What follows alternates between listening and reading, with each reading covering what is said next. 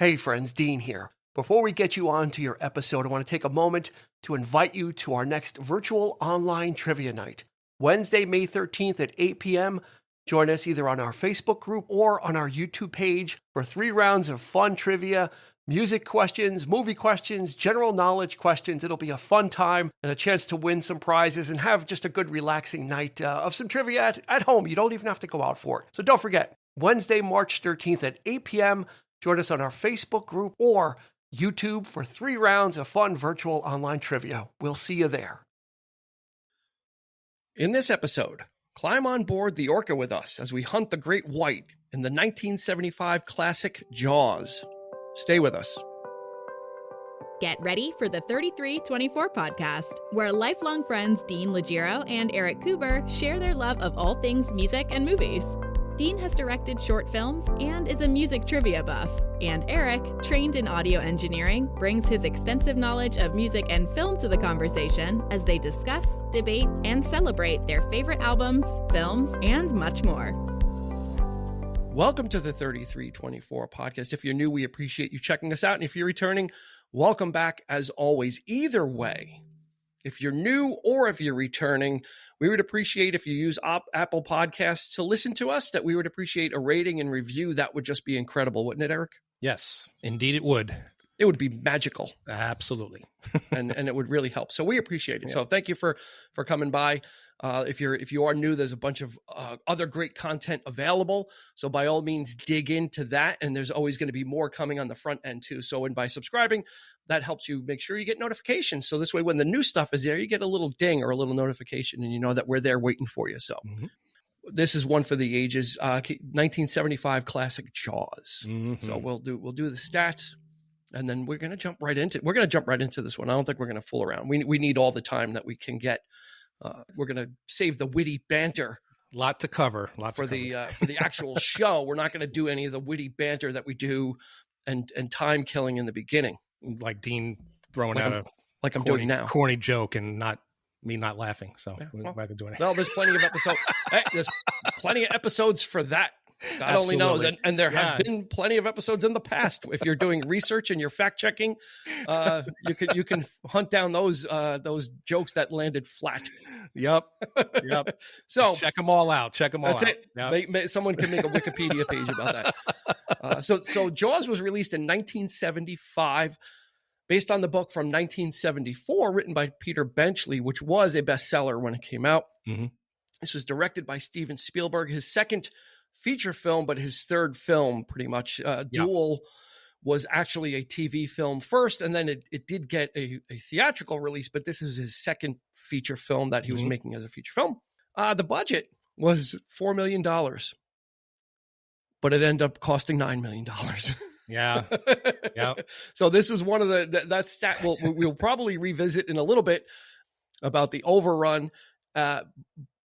Either way, 4 million or 9, it made 472 million. So that extra 5 million is like throwing bricks in the Grand Canyon. Honestly, when you make 472 million, you know, spending that extra 5, I think you're okay with it. Absolute instant success.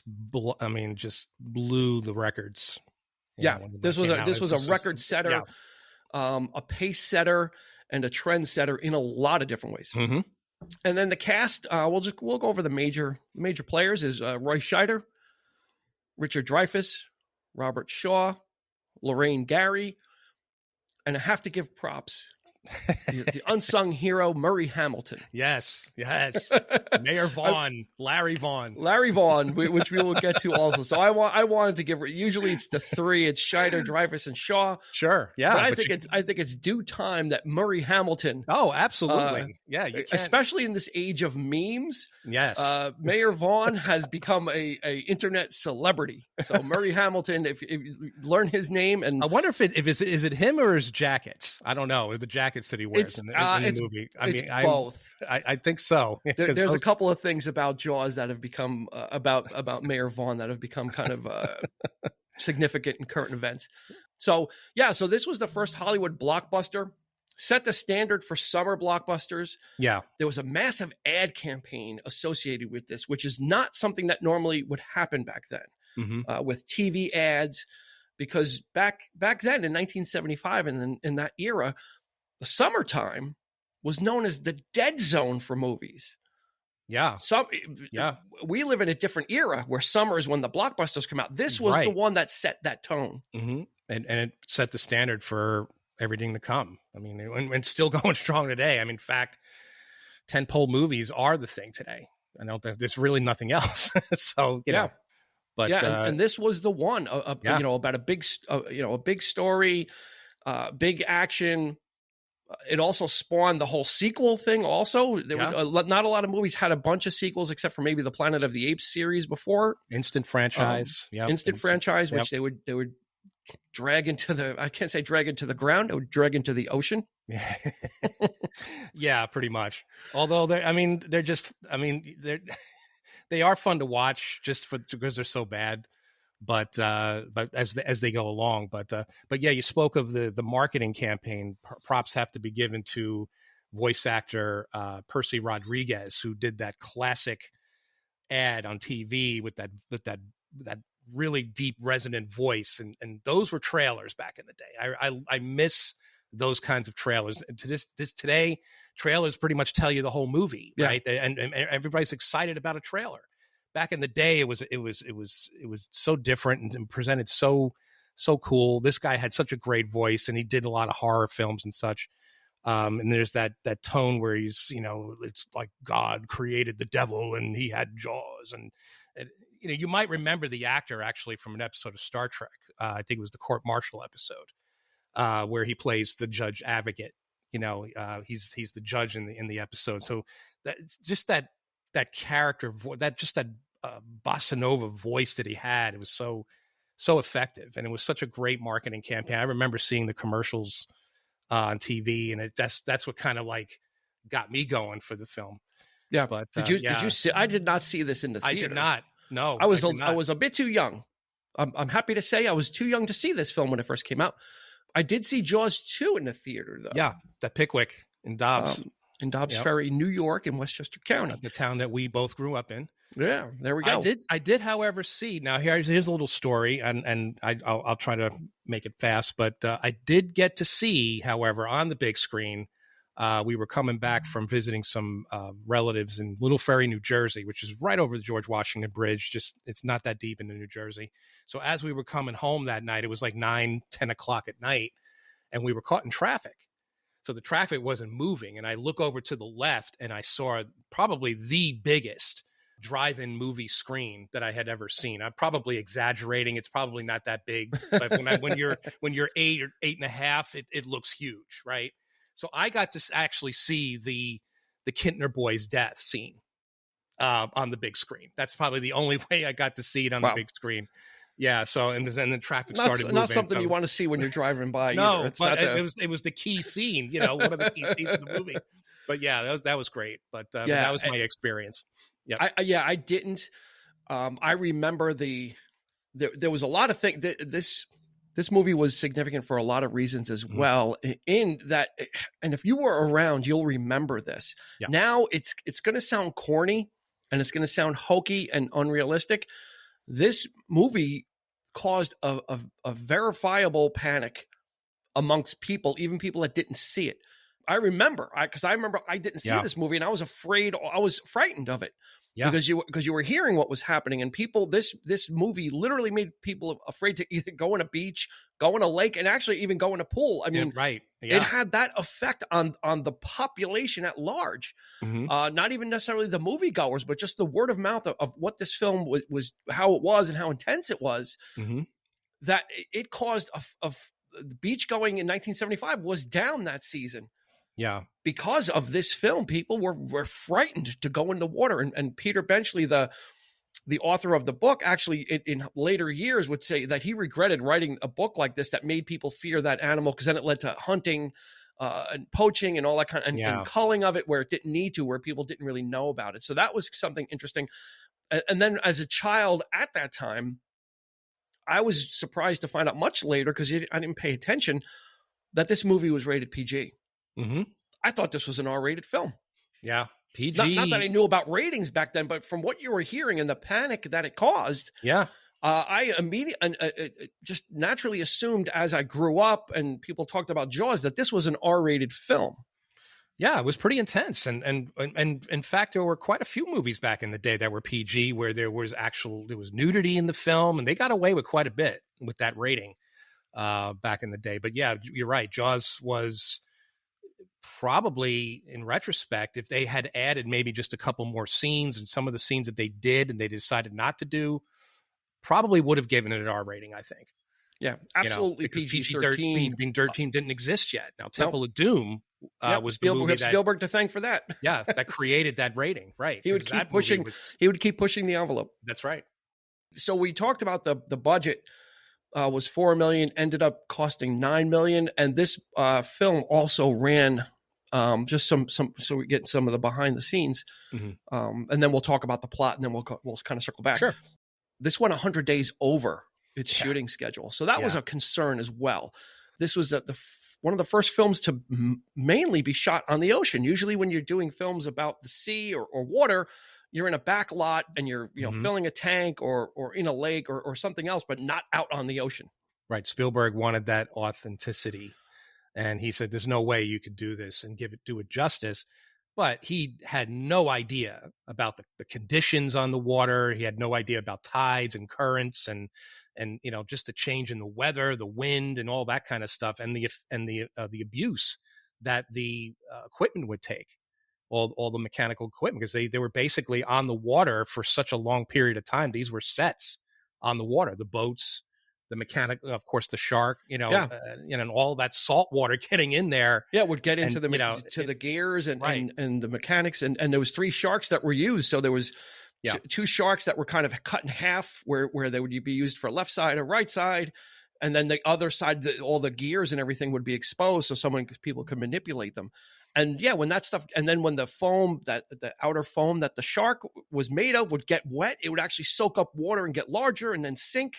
Yeah. So I think they had the best intentions of, hey, let's make this movie on the ocean. And I think they kind of almost like an apocalypse now type scenario. All these things happen that you're not prepared for or didn't plan or didn't realize would happen when you got there, when you actually get onto the ocean. It's the old saying, the spirit's willing, but you don't think about it. Even the producers, when they first they read the book, they said, this is going to be a great movie. This is Richard Zanuck and David Brown. They said this is going to make a great film, but they didn't think about how it was going to get made. And they even said, if we had read the book twice, we would not have made this film. Because going back and reading it again, they just figured, oh my God, but they didn't think about how it's going to be done. And of course, Spielberg was young and idealistic. He was a talent. Sugarland Express was not really a big hit, but it was a well-made movie. And they were backing him. And I think they went through a couple of directors. I'm not really sure who they were, but they just weren't right for the part. And Spielberg was like, I'll do it. A miserable time he had making this movie. He even had some misgivings about it at one point. He was like, I want to get off this as well. Right.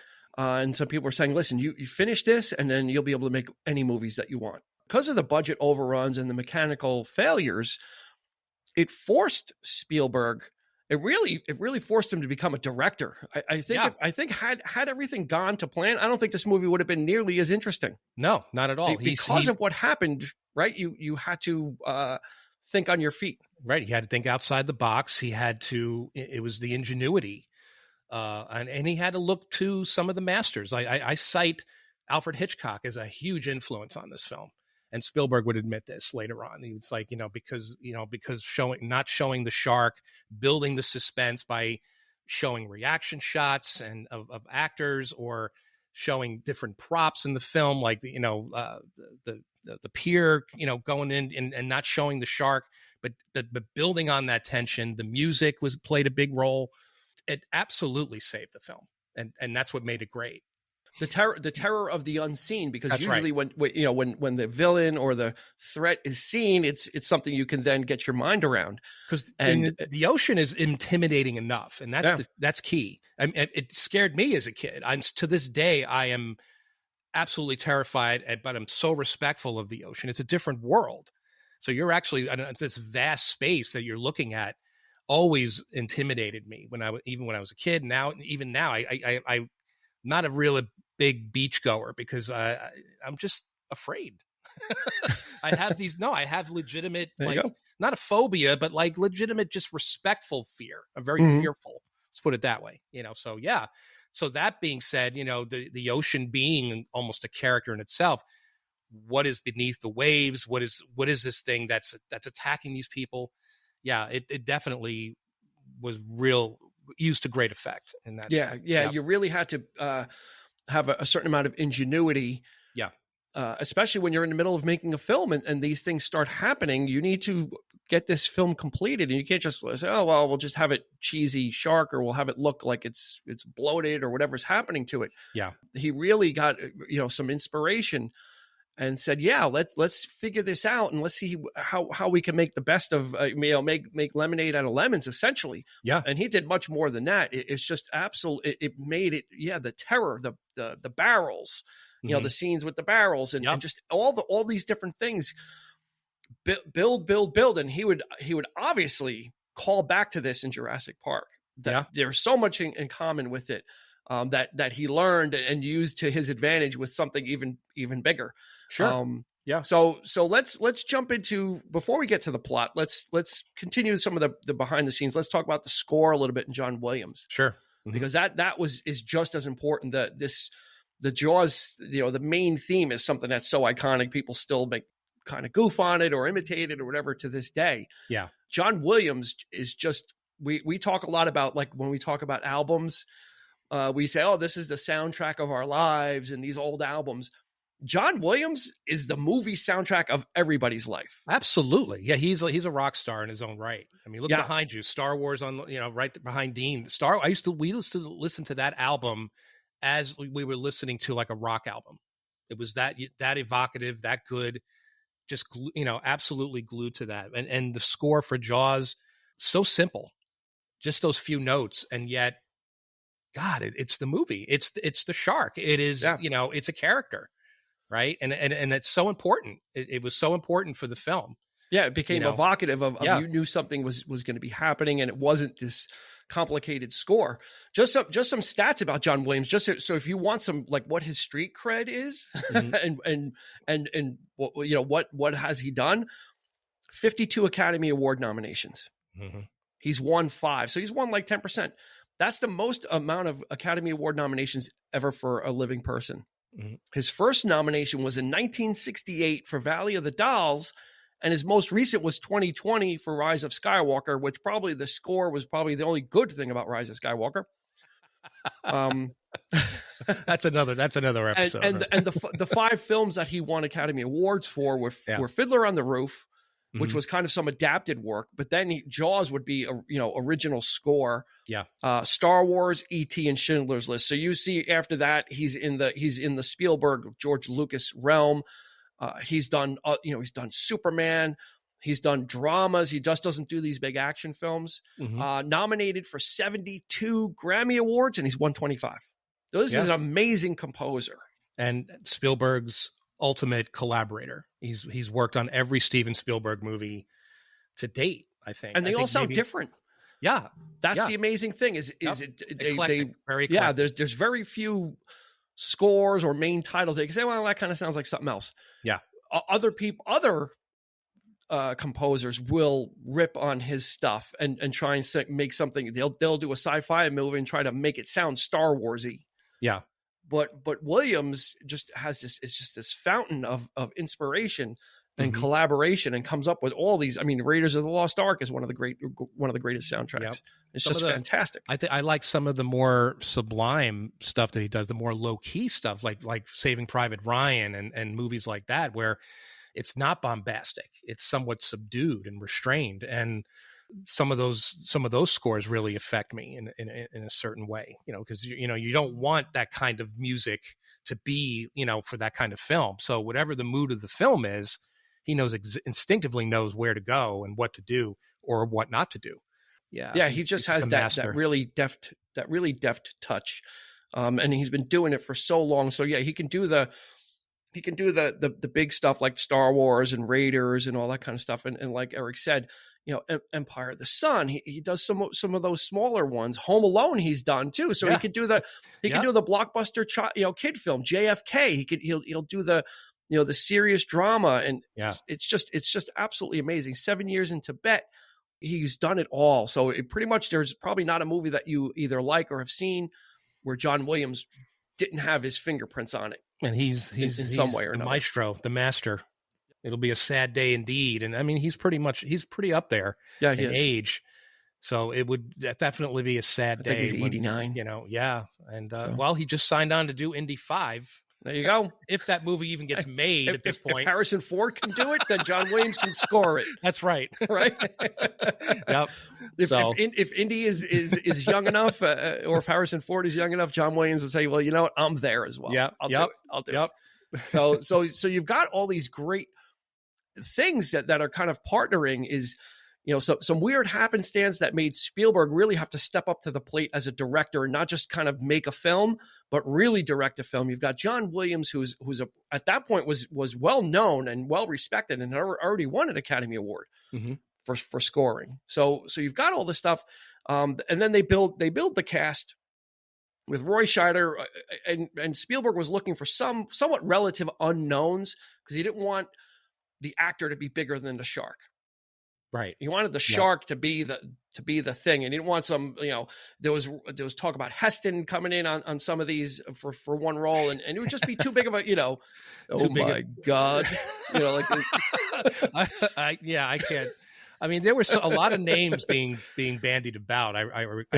But I think what the intent was to make these characters real and to make them more everymen type of characters. Yeah. And I think probably the most flamboyant, I guess, for lack of a better term, would be Robert Shaw, because he's just so arrogant in the film and just so larger than life. But he's pretty much, and you got Roy Scheider replaced Chief Brody, who's afraid of the water, and he's a cop from New York, and he thinks he's got this cushy job now, being the police chief on this island, and he's just so, oh, this is a piece of cake. But little did he realize that it's just this problem. Robert Shaw was coming off. His previous two films before Jaws, Taking of Pelham 1, 2, 3, and The Sting. So he was on a hot streak, undoubtedly. That he got the role, I think, because of the Sting. I think Spielberg loved him in that, so I think that really.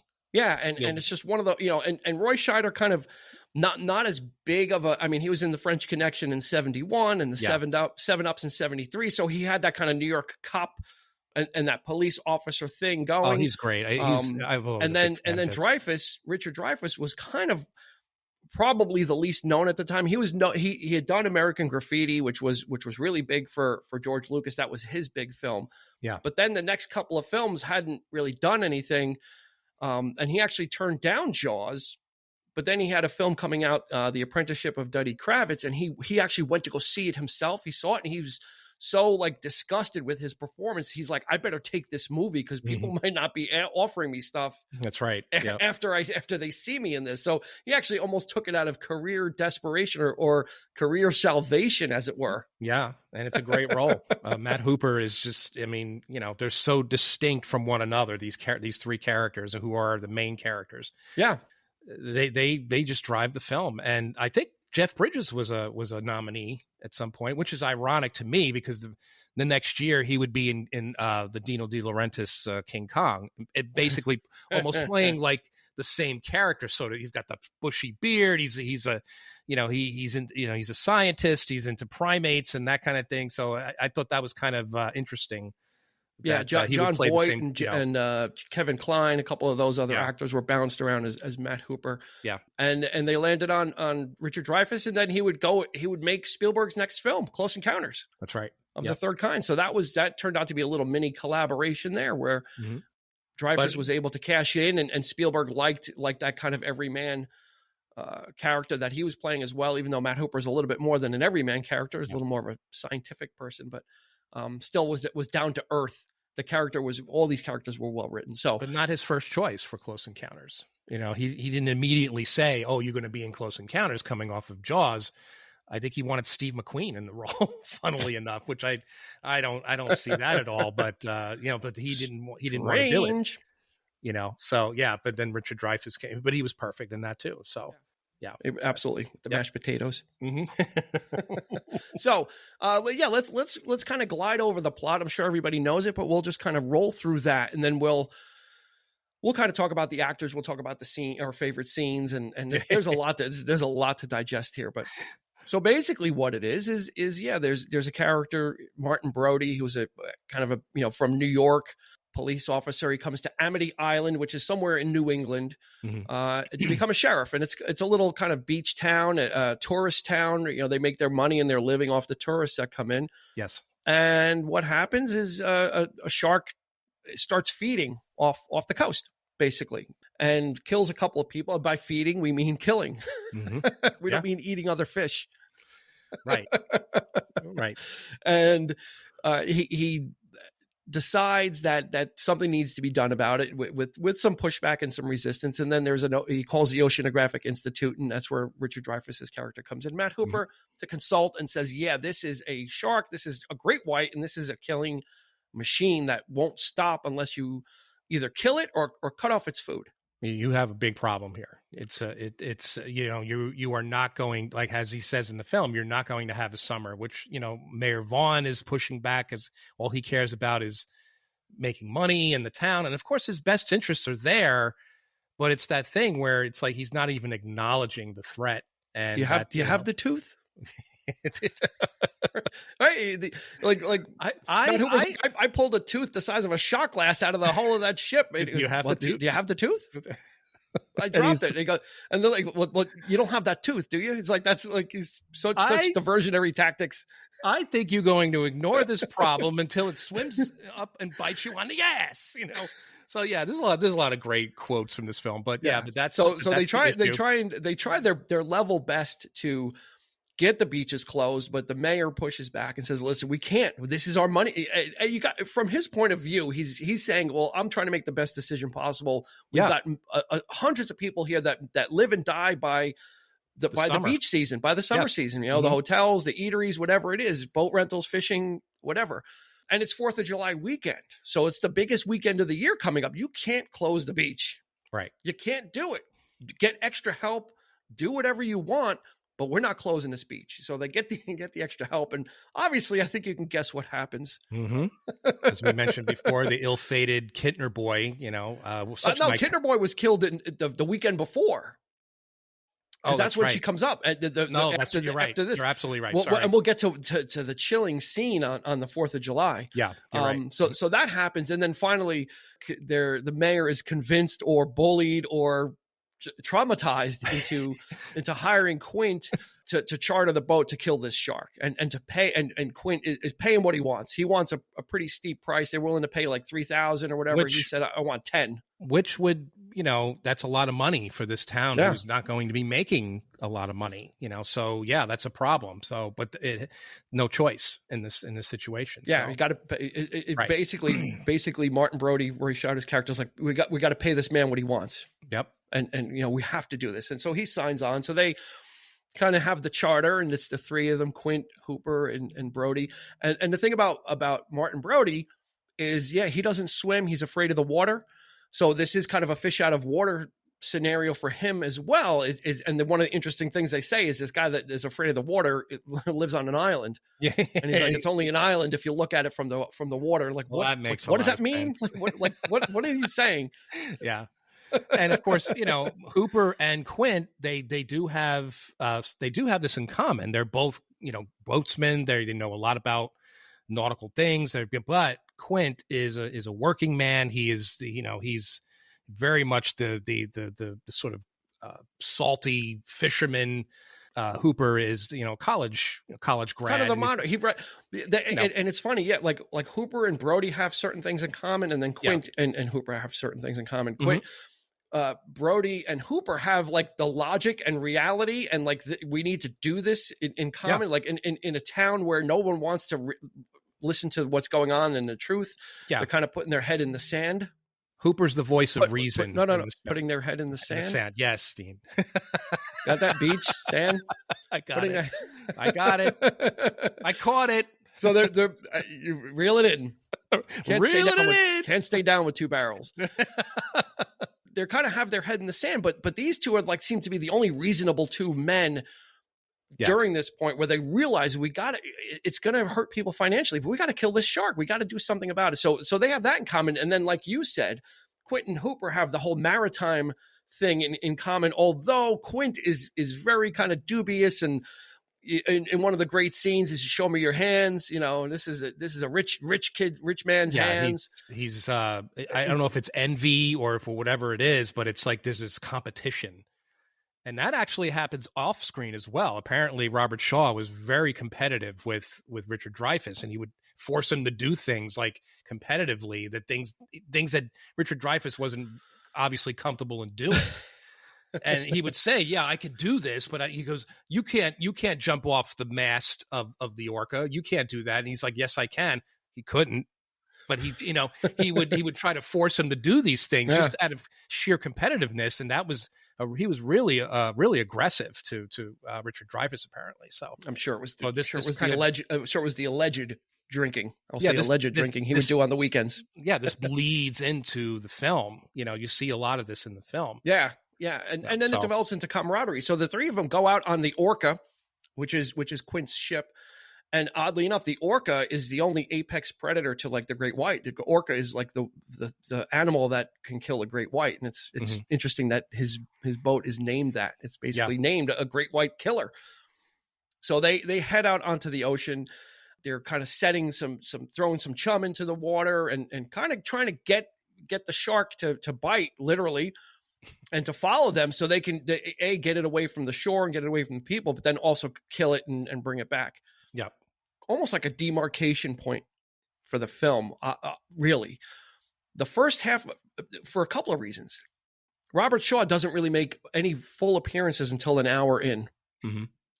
The first hour of the film, he's literally in one scene when he says, "I'll kill the shark for $10,000. You don't see him again, except for in one little scene when they caught that grandpa shark. Mm-hmm. They caught the tiger shark. The busted teeth. It looks like Grandpa Munster shark. It's like, but it was a real beaten up thing. It was a real shark, though. They shipped it in. It was a tiger shark. They caught it, and it stunk up the place big time. And Robert Shaw goes driving by. Like, that's the only other scene. Kind of watching everything. He knows. He's laughing at them because he knows it ain't it.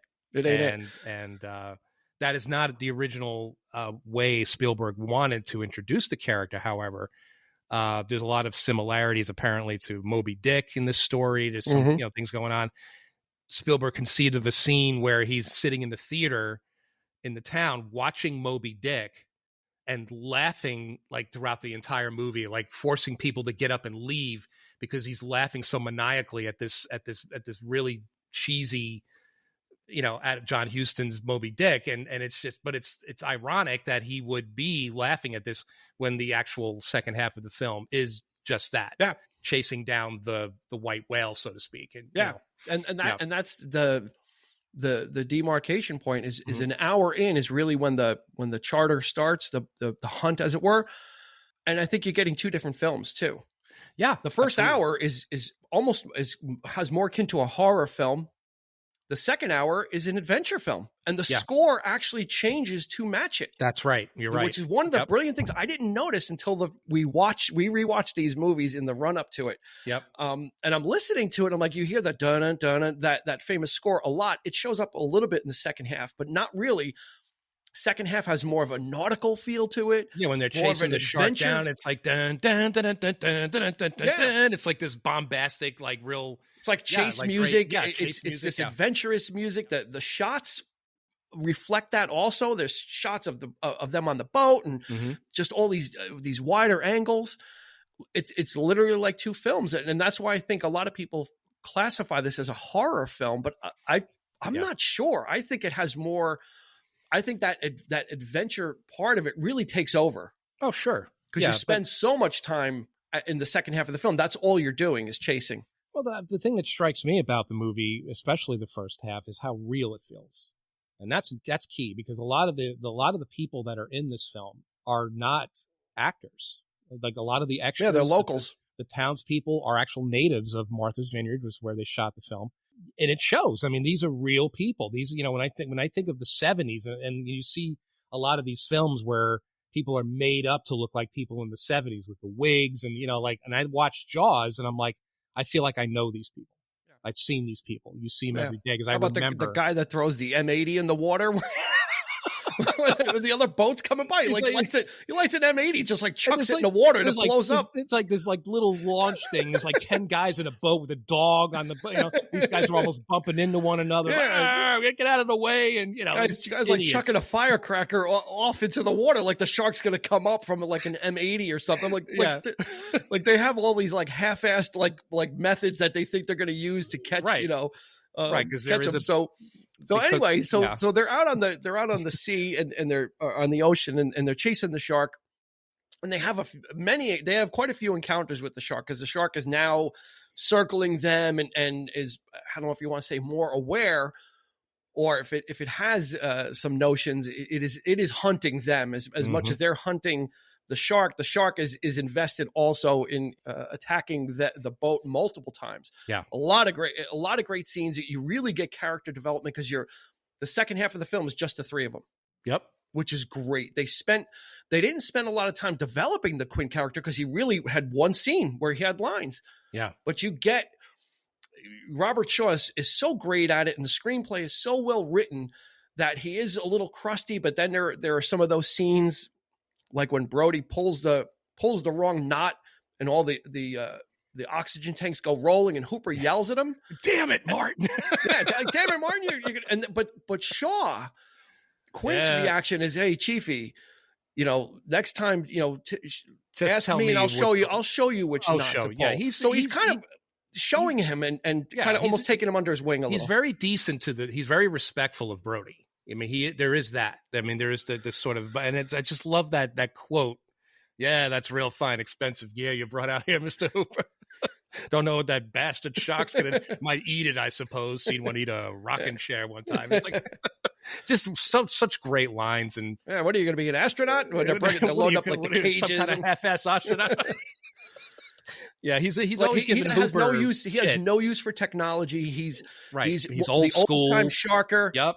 Fisherman. That's right. He's got all of his tools of the trade, the bat, the rifle, the shotgun, the barrels. He's got everything on his ship that he needs for the big reel, and then Hooper comes on with the oxygen tanks, the depth finders, the meters, the sonar, the cage. Right. A really great contrast between the two. The two have the same goal, and the same intent, but they approach it from a different way, and they both end up eventually meeting in the middle and needing each other. So they get through, and there's a lot of great scenes, like when the shark is coming for the first time, and Quint goes out onto the pulpit, and he's got the harpoon, and he's like, tie off the barrel, and you see the meeting of the two technologies. Is Hooper starts to tie off the barrel, but then runs into the ship to get his sonar, and he goes, now, kind of like, I'm going to show you now.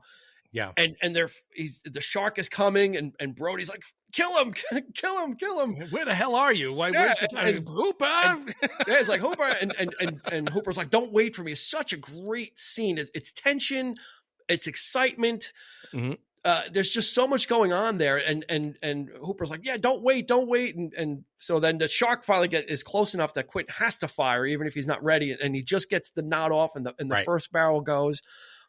It's not, that scene wasn't a tense. It wasn't tension. It was action. That kind of tense action where, almost like you have to defuse the bomb and you're running out of time. This was like the same thing. As the shark is coming, the barrel is not ready yet, and he wants to get the sonar tied onto it as well. So there's that suspense. And when we talk about, when we mention barrels, if for those of you who haven't seen the film, the intent is to bring the shark up to the surface because of the weight of the barrels. They're heavy metal barrels, right? They're not buoyant, so they're not going to sink.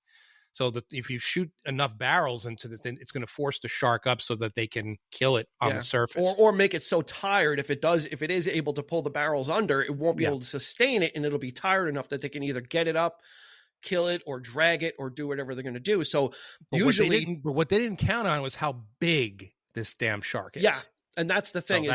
Quint Quint makes mention of that, of usually two barrels is really enough. So they have a couple of run-ins. There's a fantastic scene at night, which is really the bonding scene of after, they're not really motoring anywhere. They're kind of adrift. They kind of leave the boat to kind of drift in the water and take them wherever. They're not really going to any destination. Mm-hmm. It's kind of like this giant arena where the orca and the shark are, and they just kind of move around through it. And it's the ocean. There's no land in sight. They're literally on the water. It's shot completely on the ocean. Yep. Such great footage there. I mean, there's some beautiful shots. Yep. One especially in this part of the film is there is a shot right before this, the scene when they're inside the ship at night, where the sun is going down and Quint is standing on the edge of the pulpit. Yeah. And the sun is just going, and all you see is his outline, the shadow of him. You don't even see him, but you see this beautiful, gorgeous sunrise behind him. Yeah. It's just like that. It was like that magic hour in filmmaking when the sun is going down and you have the right light, and they put Quint on the end of the pulpit, which is kind of like the plank at the tip of the boat where they can walk out on, and he's actually standing facing back towards the camera, and you just have a gorgeous sunset. Yeah, there were quite a few of those. I mean, they were lucky to get those kinds of shots because unfortunately they did have to do a lot of filtering. You could definitely tell like some of the stuff was shot in the day and they just put a filter on it to make it look like it was getting darker. Yeah. It is quite noticeable in a lot of the footage, but it doesn't ruin the film or it doesn't seem cheesy, but they just had to do these kinds of things just to get it. On some days on a 12-hour day, of filming, sometimes they would only get 4 hours of footage just because of all the logistics or what went wrong or who got these actors were also getting seasick as well. Yeah. Because of all the time they're spending. So there's so many logistics that are going on that it really is a marvel in filmmaking. Yeah. And you take it for granted nowadays when you see epics like Titanic and Waterworld and all these other films, but this was untried, untested, and unproven at the time, and they literally failed while doing it and had to reconfigure the film into not showing the shark and figuring out how to create that suspense, and it worked so much better. And what you see is what you get. They literally use the only salvageable footage. I mean, Lucas would do the same thing with Star Wars, just a couple of years later. So. But I love these kinds of films. I love these kinds of stories. These are the films that made everything. I mean, there's such a guerrilla like way of filmmaking about this stuff, and I love hearing reading about this stuff, which really wasn't a lot at the time. But the Carl Gottlieb, who wrote the screenplay and who plays the reporter in the film, wrote a great book called The Jaws Log. And apparently a lot of young filmmakers, people like Bryan Singer, Eli Roth, cite this book as like the film school 101. Yeah. It's like one of the greatest books ever written about any production of any film. So, no doubt. Yeah. No doubt. Yeah, absolutely. There's just and there's a wealth of information. I mean, there's special editions galore on VHS, on DVD, on Blu-ray, on 4K Ultra. This was actually one of the first laser discs ever released, also on DiscoVision. That's right. Was one of the first that ever came out. So back to the plot. Yes. Let's get so one of the hallmark scenes, and again, it's so easy to get caught up in the whole shark and the whole blood thing. You're seeing some acting, just bar none in this film as well. It is so important that these characters are lived in.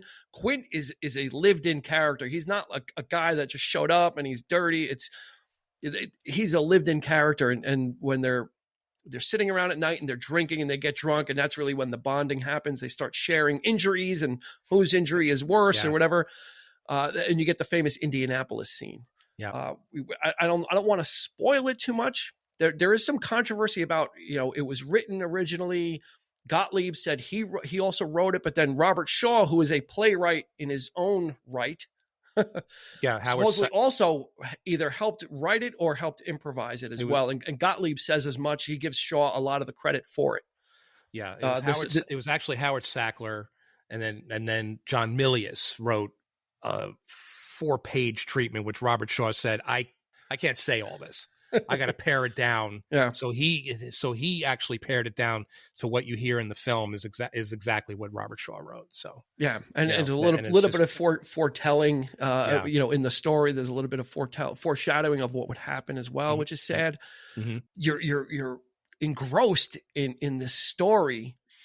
Yeah. And then all of a sudden you start you It's start like a hearing ghost. some knocks against the side of the boat, and they don't hear it. Yeah. And it's the shark starts attacking the boat too. So just when things start to calm down and you get some exposition from the characters and some background, it starts again. The shark's not waiting. The shark's not waiting for any stories to be finished. He starts hitting the boat, and water starts coming in. So they start to have a lot of other issues because the shark is now aggressively attacking the boat, and the boat's taking on water. Mm-hmm. That's leading to engine problems. That's leading to, a third barrel at some point also. Yep. So now the beauty of this also is, there's this, the realization from Hooper and Quint, the two fishermen or the two aquatic or marine guys, that they've never seen anything like this before. Mm-hmm. And Hooper asks as much. He goes, have you ever seen any? And Quint's like, never. Yeah. Like, no, never seen this, where it's almost unkillable and unstoppable. Right. And poor Brody, he's just taking this all in, right? He's like in the background. He's like, what's going, he's pulling out his gun. He's trying to shoot at like with his little revolver. Yep. Like that's going to do anything, And, and from the less is more file, there is one scene when the shark is chasing the boat, and all you see are the three barrels getting pulled through the water. You see the three barrels above the surface, like almost like a surfboard, like surfing a wave coming at the boat, and then the barrels go underneath the boat. It's the shark, but you never see the shark. They don't need to show you the shark. They don't need to give you anything but showing you the barrels, because that the shark is attached to the three barrels and how powerful it is, but as it pulls the barrels under and goes under the boat. It's the absolute psychology of it. Just knowing that these things are heavy, that they can't sink. This thing is really pulling them under, and they stay under for quite some time. Yeah. But then there are some shots that they did get. There's that beautiful shot. It's from an overhead. The barrels go under, but then the shark, you do see the shark. You see the shark go along the side of the boat, and it's massive. And it's huge, and it's massive. Yeah. So it's so well put together and just masterfully done from a salvage, just trying to salvage this damn thing, for it being a total disaster.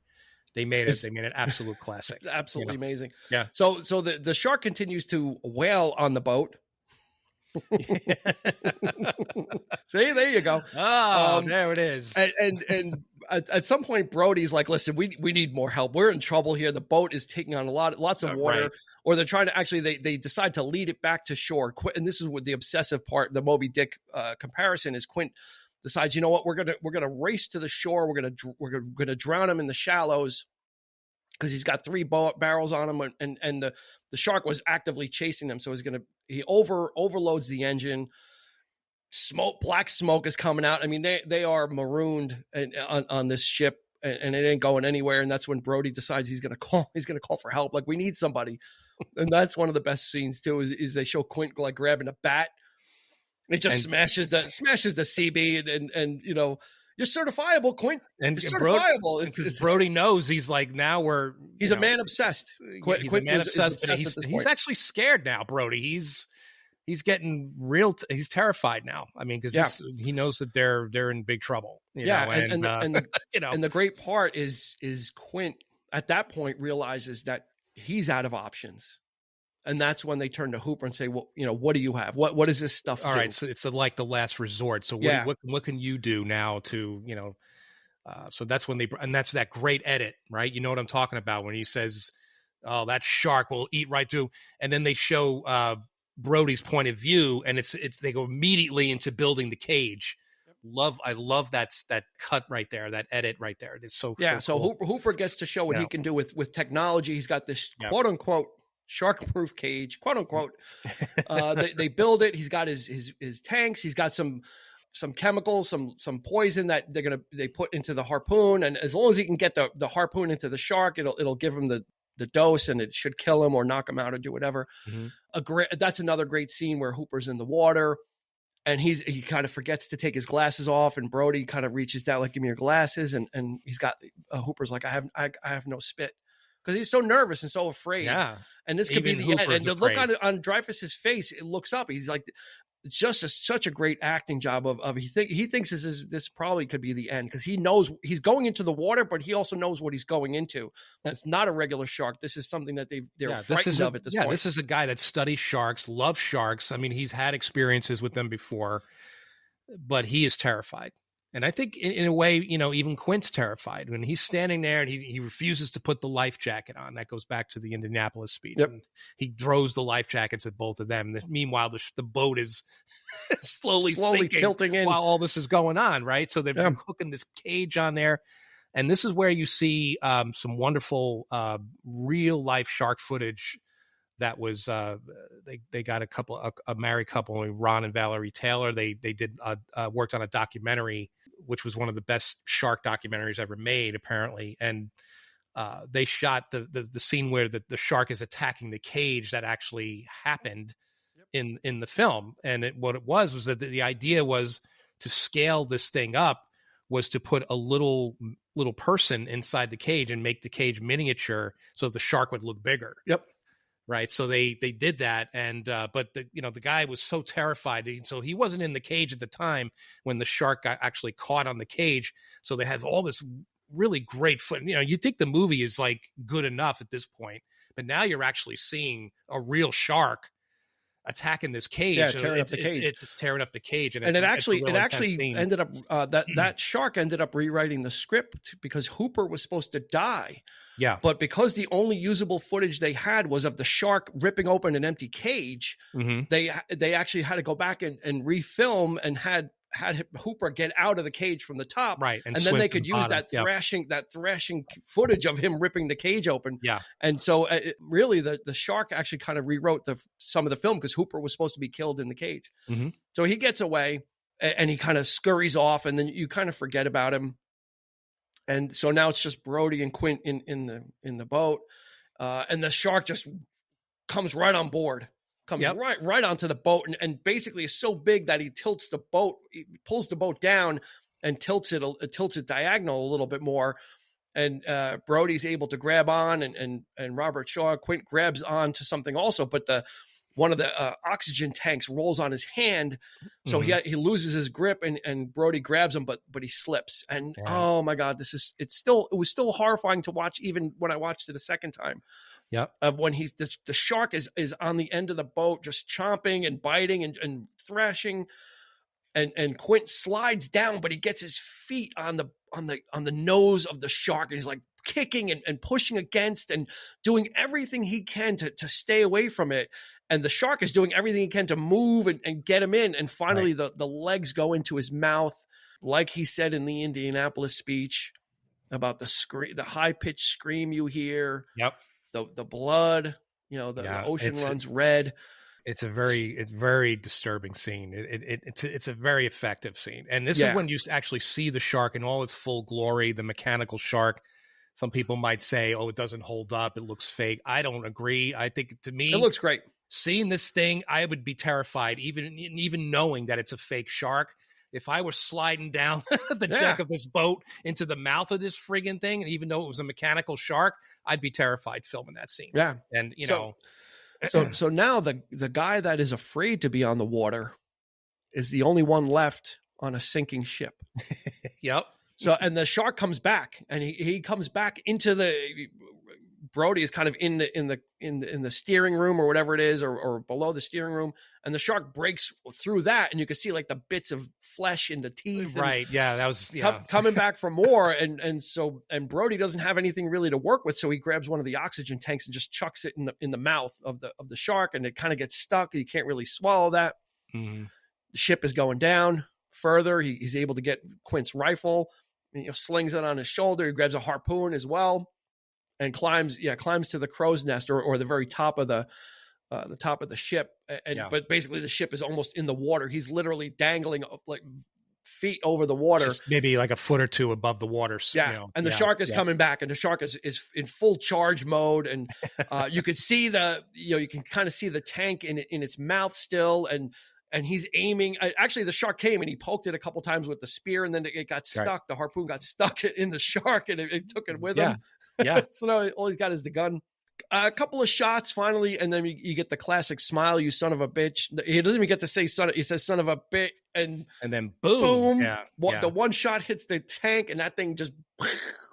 Which, okay, it's kind of sad as well. But here's the thing: like Peter Benchley, when Spielberg conceived of this scene in the book, that shark doesn't die that way. I guess it got harpooned so it got like killed. It just all of a sudden it just sank. Because it just died. Spielberg said, and Peter Benchley was like, "What are you doing? This is the most ridiculous thing." He's like, "This is one of my favorite quotes of any film any director has said." He goes, "I don't care. I have them for an hour and 45. They're gonna accept this last 15 minutes of the movie." Yeah, you need to give them something big. I just love that quote from Spielberg. It's one of my favorite quotes, and he's like, "I don't give a shit. I got him. I got the audience." And he's right. He's absolutely absolutely right. He did. So and so Brody gets a little really excited. and then Matt Hooper arises. He kind of swims over. He's alive. He was hiding underneath the water because he had his full scuba gear on. Yeah. He comes up, surprises Brody, asks about Quint. And Brody just shakes his head. It's so sad. They had formed such a bond. They had been through something just in a short amount of time, but something so intense and something so brutal that they really had formed a bond. And then the last part, they get a couple of barrels and they start kicking their way back to the shoreline because they had started getting close to the shore because they had lured the shark far enough that they were relatively close. The end reminds me of Casablanca. Yeah, with Bogart and Claude Rains walking away at the very end, and like this is the beginning of a beautiful friendship.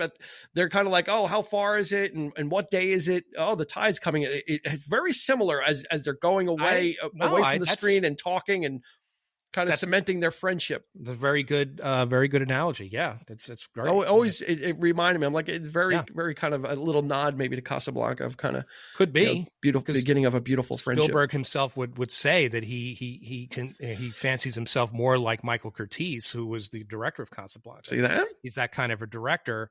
Boom. He doesn't have a very particular style per se. He just likes to tell stories. So all his movies are different. They're eclectic. They're not a very a specific style like a Scorsese or anything.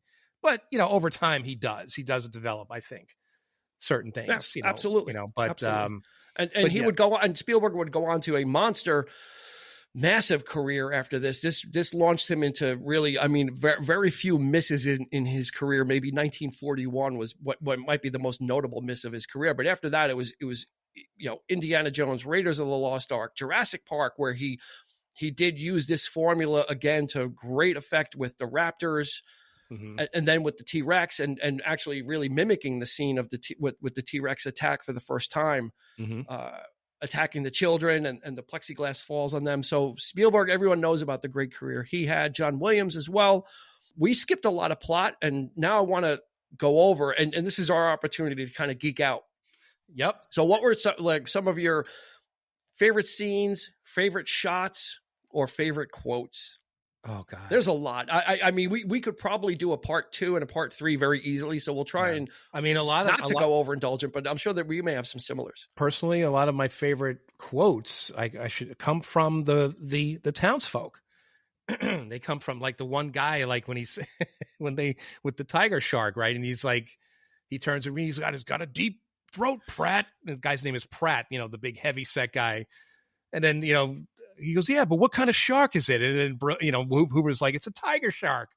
And he just turns around and, when you hear the guy talk, he has this really gruff voice, but all of it, for some stupid reason, he turns around and he's got like this, oh, what? Yeah, like a really dopey voice. I don't know what if he's like making fun of Hooper at that point, or if I don't know, but it's like it's become a thing. I think they made him into like a country bumpkin, like never heard of a tiger, like a tiger and a shark. Like what? He's like, what? So to this day, the actor, he gets flack from people. Well, not flack, but it's all in love.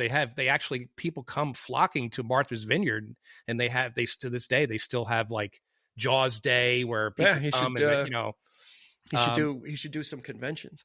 And One of my favorite lines from the movie is with Quint. He's like, Hooper, stop playing with yourself. and Matt Hooper's playing solitaire. He's like sitting on the he's sitting on the bottom of the boat playing solitaire. So it's so funny because he's like, stop playing with Joe Hooper. He's playing with himself. He's playing solitaire. Well, it's got that double meaning. It's like, quit playing with yourself, Hooper. And then you look and he's playing solitaire. Well, the whole scene is great, though. That whole scene, he's like, Brody, follow that chum line again. He's like, let Hooper have a turn. Yeah. He's like, Hooper drives the boat. You chum the water. That's the great moment where he's like, slow ahead. I'll give you slow ahead. Come down here, chum some of this shit. And that's when you see actually see the shark for the first time. He kind of comes up and gives a little smile and then pulls back down and he goes, I'm here. And then he says, we're going to need a bigger boat. That's the big, that's the big one. But a lot of great camera work too. And that's the thing that also is I think it was the first beach scene. Mm-hmm. And there's where Brody is. Yeah, it was the first beach scene because Brody was sitting on the chair and he was kind of nervous. And that's when the Kittner boy gets killed. Mm-hmm. And there's a series of people screaming and some tension there. But there's a series of wipes that begin to result in close-ups. Someone will walk by Brody and you're closer. Yeah. And then someone else walks by and when they're done, you're closer. There's a series of close-ups that they use and they accomplish it by having people walk by that are out of focus. And when they're out of the shot, it's closer. And then that crazy like push-pull with the camera. Yeah. Where the person Hitchcock. Stays in frame. Yeah, Hitchcock has done it where person stays in frame, but everything behind them is moving forward where they're actually kind of, I think they're pulling away with the camera, but then zooming in at the same time. I tried to do it once as a wannabe filmmaker, but just some great stuff there. That was some great editing there. I mean, those people walking by are actually cuts, and Spielberg was like, "We always have to keep it on Brody. Everything is from his perspective. Yeah, he's nervous, he's watching, and you're right. Every time you see his face, it's closer and closer. It's such great people pass editing. by and it's closer, and then someone else goes the other way and it's closer. What we didn't talk about on the with the 4th of July scene, which I got. When I watched it the first time, I literally got chills. Yeah. They decide to open the beach and everybody's there and people eventually start going into the water and then there's a fin that goes by and everybody's, the lifeguards start blowing the whistle. Brody's like, don't blow the whistle. Everyone runs out of there. Yeah. They train the guns on the shark fin and it's a couple of kids. But what's happening in the lagoon and the pond area is there's another set of fins and this woman is screaming, is yelling, but no one's really listening to her. Right. Because they just had this panic and it was kids playing around and now the guard is let down and the shark is in the lagoon. And it was just chilling because Brody's kids are out there on like a little pontoon boat or whatever. And this guy comes sailing over like, hey, what's up? And the shark just goes in. He's like, are you okay over there? And then the shark comes in and just on that scene, it's chilling. It's very chilling because you do see the shark right under the surface of the water come up. And then the guy's leg kind of like just falls to the bottom. And it was chilling because Brody's running across, jumping over these little dock areas to get down there. And then they drag the son out of the water, but they don't show his legs in the beginning. So you think, oh, like, did he get bitten off or what happened? Yeah. And then you see his legs and you know that he's at least that he didn't get bit. Really effective, so effective that just the building of the tension and Did you happen to see any of the deleted footage? I did not. Okay, there's one scene in particular which was absolutely horrifying, and I'm glad they didn't use it. Spielberg thought it was in bad taste, but that scene was not the guy's leg getting bit off. He was actually he's in the shark's mouth, and the shark is cruising along with the guy, but the guy grabs Brody's son. So he's holding on to Brody's son. That would have been creepy. While the shark is like, is biting him. Biting him. It's like so much blood, and like Spielberg's like, nah, I can't use this. That would have been interesting. But it's just, it's a very disturbing scene. What about you? Favorite scene? And then we'll get to Murray Hamilton. No, that scene. I mean, it's just God. The whole movie. I mean, it's it's so full of these moments, these great moments, these character moments. I love the wife, Lorraine Gary. We haven't really talked about her. Yeah. She's got. I love the scene. I love the scene with his son when he's imitating. Yeah, it's so real. Just those little family moments. That's right. It makes a difference. After that hard day, and they're sitting at the dinner table, and Brody puts his head in his hands, and then the son does the same thing, and then he pulls his head up, and the son does all the same improvised, thing. by the way. It was all improvised. Yeah, because just that, like, he loves his dad, and he sees his dad kind of a little stressed, and this is a film, and that's the thing. The reputation is that it's this horror film.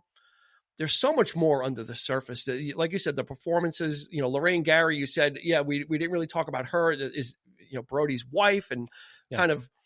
He went after they get the son out of the hospital. He said, "Let's, take him home." And she's like, "New York? Are we leaving?" He's like, "No, our house, our home here." Because she's fearful of him, and she knows that he's completely out of his element here, and it's just it's that loving relationship, which is rare in a Steven Spielberg movie, because typically there's broken families in his films. Hook.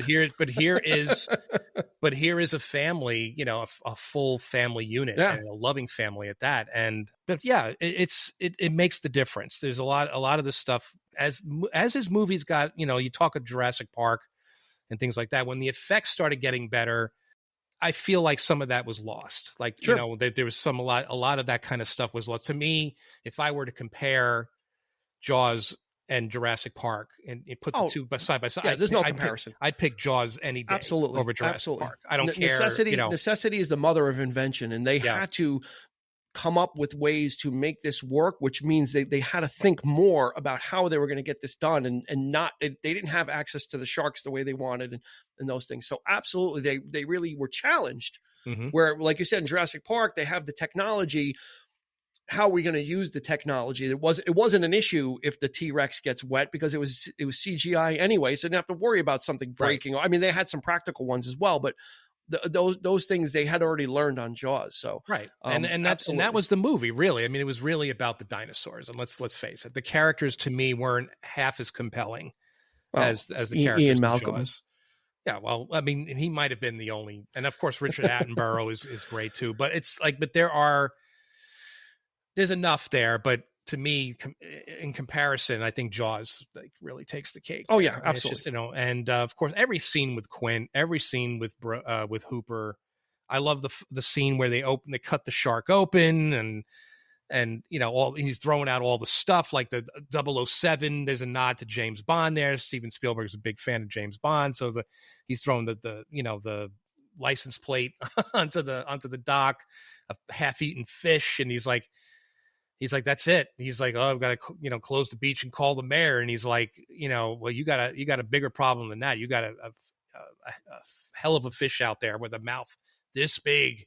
And you really believe what he's saying. Like, you feel it. Like, just in that banter, it's like, Yeah, especially because of the autopsy scene where he comes in he goes, this was no boating accident. This was a shark attack. So he was already on alert.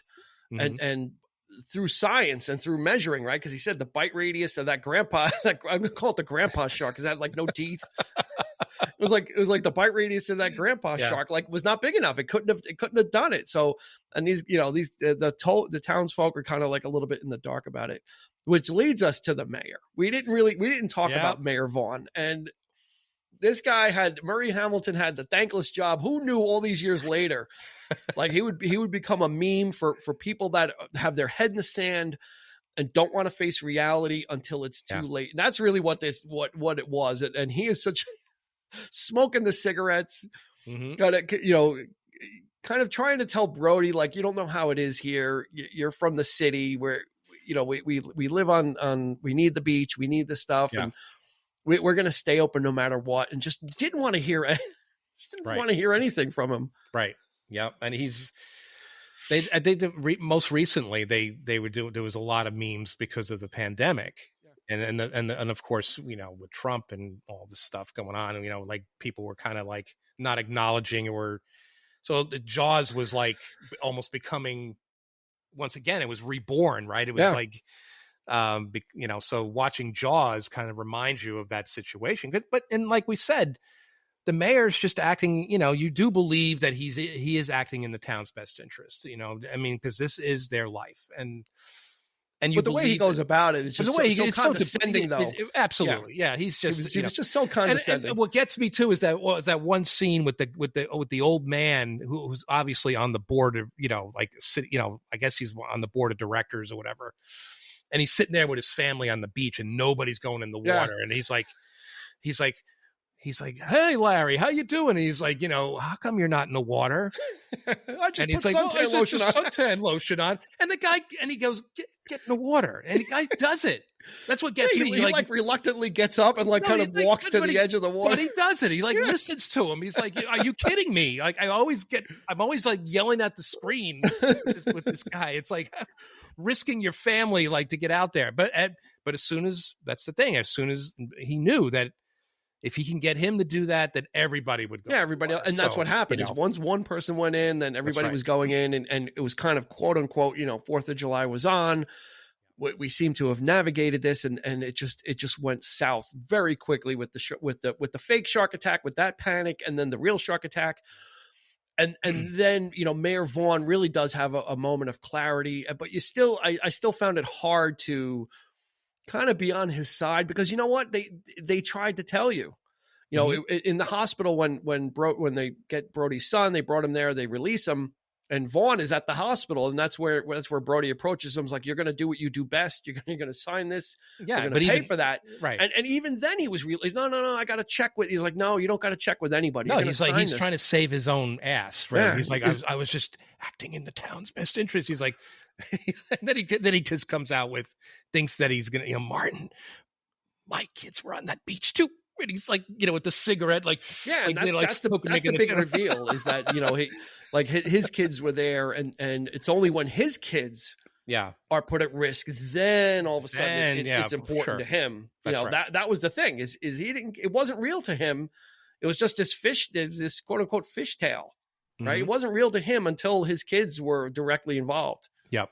And then all of a sudden, then he's like, "Oh, it was my kid." And then he takes a drag on that cigarette. He's smoking throughout the whole thing, just puffing on cigarettes the whole time, that guy. And he's got his anchor jacket on. Anchor jacket. Then there's one with looks like wallpaper. It's like multicolored wallpaper.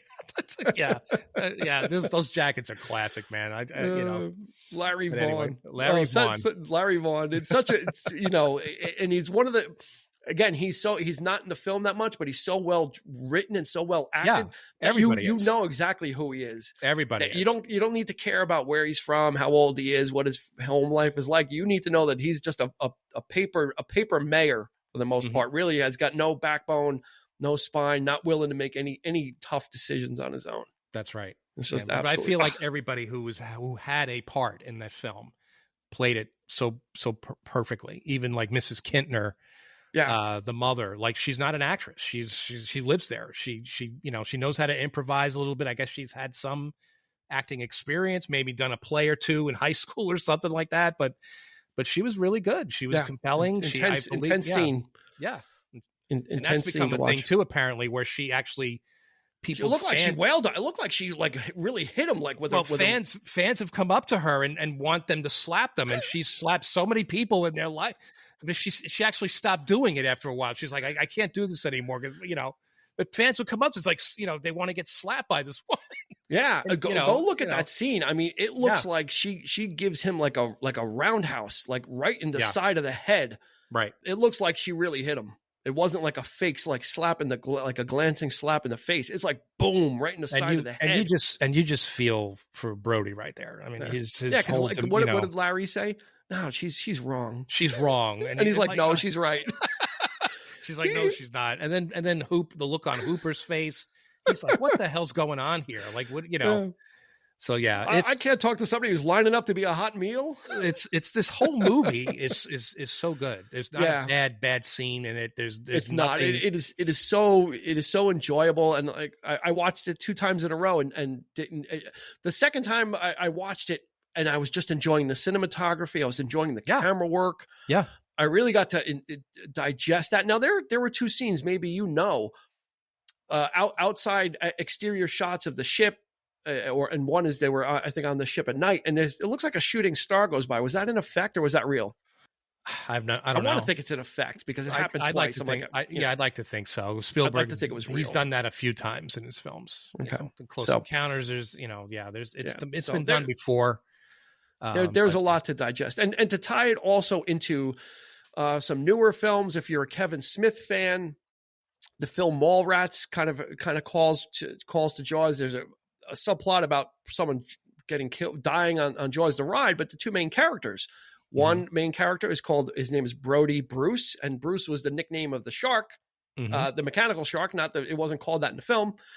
And then the other character is T.S. Quint. So you have Brody and you have Quint. So if you're into that kind of behind the scenes stuff, you can check out Mallrats and check out those characters. It has nothing else to do with Jaws except for that nod to those two characters. Like I said before, these young directors, they just cite Jaws as one of the all-time best. I mean, we're not just talking. Star Wars is a whole nother matter. You're a fan of Star Wars for very, very different reasons. But if you want to be a filmmaker in the business, Jaws is one of the movies that I think many, many people cite as just one of the greatest films ever made. Yeah, and because it's also about overcoming adversity. I mean, that's the right. thing. And Spielberg was not Spielberg yet. That's right. Let's kind of we'll kind of close on that. Is the appreciation for Steven Spielberg, but he wasn't. This was his third film. He was like 26 years old or whatever he wasn't very very experienced with this. He had done a schlocky horror film called Duel about a vehicle chasing, which was somewhat similar. And then Sugarland Express, and I don't think he understood what he was getting into. But this really made him into Steven Spielberg, gave him the confidence. You make something like this, and it made a sick, insane amount of money at the time. It broke every box office record. It set the formula, like we said, for the big tentpole summer blockbusters. This is where it started of making these big action, high concept films for audiences to flock to. Yep. And it would be followed up not 2 years later with the next film that would break it from his buddy George Lucas, which would be Star Wars. And it really set the pattern. And then Lucas and Spielberg and John Williams would all collaborate on Raiders and the Indiana Jones films. Yeah. And then the rest from Spielberg. So that kind of goes without saying. But this is the one that started it. Action, adventure, it's got everything. It's got comedy. Yeah, masterpiece. Just great. I watch every Memorial Day. I kick it off. We were in West Palm Beach, my family, and it was actually on television, and they showed a different version of it. Actually, they put a lot of the deleted scenes, and there were alternate scenes back into the film. And I'm watching this thing, and I'm like, this is different. I never saw that before. So what the hell is this? And it was sometimes they do that when they televise it, It was the Memorial Day cut. So every Memorial Day weekend since then we watched Jaws, and that basically kicks off the summer for us. That film. It was tradition. It was the Mayor Vaughn edition. That's right. So that's going to do it for Jaws. Obviously, you can see how much we gushed over it. It's a great watch. It is quite it's 46 years old. Yeah, it does not seem like it. It doesn't have any dated elements to it because it takes place mostly on the ocean. So it doesn't deal with stuff of the time. So in that aspect, it is a timeless film. It is immensely enjoyable. Elements of horror, elements of action, elements of fun. There's a lot in here. There's quotable quotes. There's beautiful film work. There's intelligent and expert acting as well. You've got it all. So this goes without a doubt into our highly recommended pile. Probably if we had our Hall of Fame, it'd be going into the Hall of Fame. First vote. No doubt. I don't think we'd have to go a second round on Jaws, right? That's right. Cool. All right. As we said in the beginning, social media, we're there, 3324 Podcast, Facebook, Instagram. Follow us there. We have a lot of fun. We look forward to seeing you. And until next time, this has been Dean. And for Eric, we're going to ask you to please be kind and rewind. You've been listening to the 3324 Podcast with Dean Legiro and Eric Kuber. You can find us on your favorite podcast provider, so please like, subscribe, and rate to become a part of the 3324 family. Your feedback is important, so make sure to follow us on Instagram and Facebook at 3324 Podcast and on Twitter at 3324P to join the conversation.